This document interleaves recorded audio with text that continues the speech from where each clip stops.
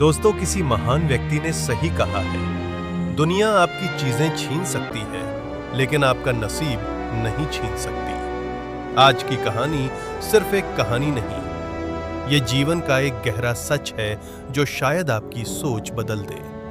नमस्कार दोस्तों, स्वागत है आपका भक्ति संसार पैलेस में। वीडियो को अंत तक जरूर देखिएगा, क्योंकि अंत में एक बड़ी सीख छिपी है। दोस्तों, अपने वो नहीं होते जो खुशियों में साथ खड़े हों, अपने वो होते हैं जो मुश्किलों में हाथ पकड़ लें। हर इंसान की सोच अलग होती है, आंखें सबकी एक जैसी होती हैं, पर नजरिया अलग होता है। लोग कहते हैं जिंदगी अपने हिसाब से जियो, लेकिन सुबह होते ही वही लोग दूसरों के हिसाब से जीने लगते हैं।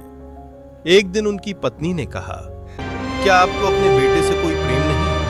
आचार्य बोले, मेरे पास इन भावनाओं के लिए समय नहीं है। यही उनकी सबसे बड़ी गलती थी। बहुत समय पहले की बात है। एक विद्वान ब्राह्मण थे, आचार्य त्रिपाठी। उनका जीवन ज्ञान, अध्ययन और ग्रंथ लिखने में बीतता था।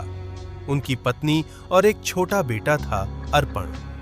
लेकिन आचार्य अपने ज्ञान में इतने डूबे रहते कि अपने बेटे पर ध्यान ही नहीं दे पाते थे।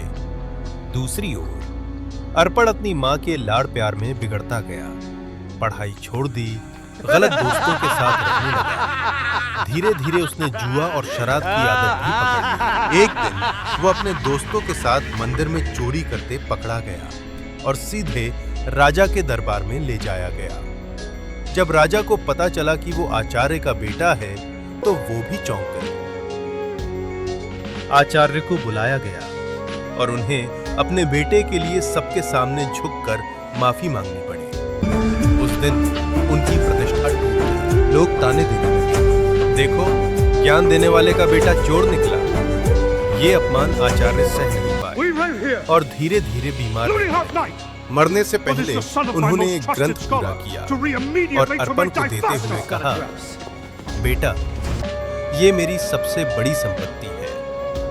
लेकिन अर्पण को उसकी कीमत समझ नहीं आई। आचार्य के जाने के बाद घर में भूख और गरीबी आ गई। मां भी कमजोर होती गई और एक दिन भूख से उसकी भी मृत्यु हो गई।